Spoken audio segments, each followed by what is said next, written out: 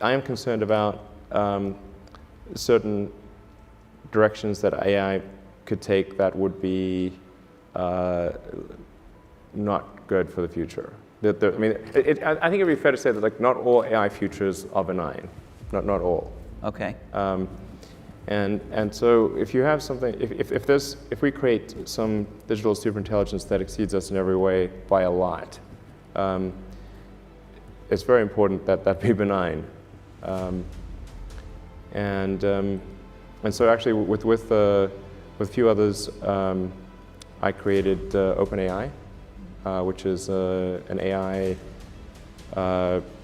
It's a nonprofit actually. There's no.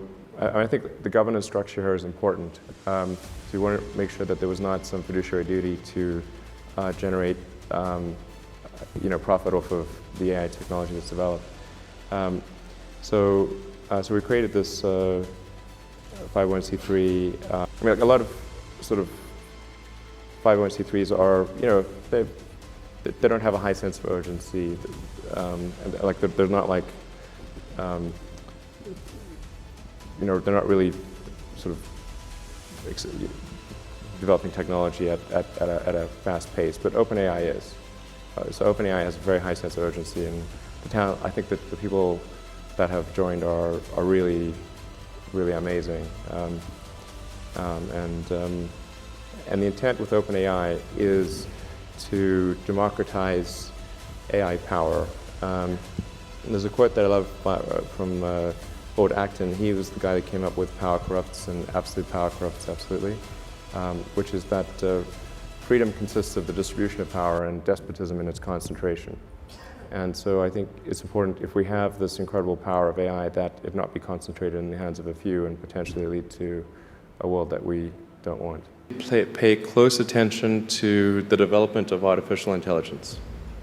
I think we need to just be very careful in how we adopt artificial intelligence, and to make sure that researchers don't get carried away. Because sometimes what happens is a scientist can get so engrossed in their work, they don't necessarily realize the ramifications of what they're doing. So I think it's important for public safety that governments keep a close eye on artificial intelligence and make sure that it does not represent a danger to the public. The harder challenge, much harder challenge, is how do people then have meaning? That's a much harder problem to deal with. To some degree, we are already a cyborg. You think of like the digital tools that you have, your phone, your computer, the applications that you have. You can ask a question and instantly get an answer from Google or from other things. And so you already have a digital tertiary layer. I say tertiary because you can think of the limbic system, kind of the animal brain or the primal brain, and then the cortex, kind of the thinking, planning part of the brain, and then your digital self as a third layer. So you already have that, and it's like if somebody dies, their digital ghost is still around. All of their emails and the pictures that they posted and the social media, that still lives, even if if they died. So over time, I think we'll probably see a closer merger of biological intelligence and digital intelligence.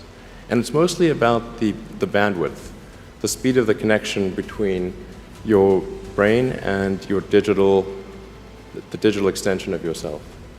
It's difficult. I mean, it's called the singularity because it's difficult to predict exactly what future that might be. Except I don't know a lot of people who love the idea of living under a despot. Mm-hmm.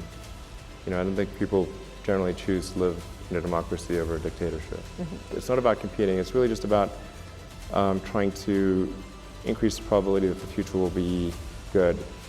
That's all. Mm-hmm. So the goal of OpenAI is really just to take the set of actions that are most likely to improve the positive futures. Like, you can think of like the future as a set of probability streams that branch out and then converge, collapse down to a particular event, and then branch out again. And there's a certain set of probabilities associated with the future being positive and different flavors of that. And at OpenAI, we want to try to do whatever we can to guide, to increase the probability of the good futures happening. I think that's really what we're trying to do there.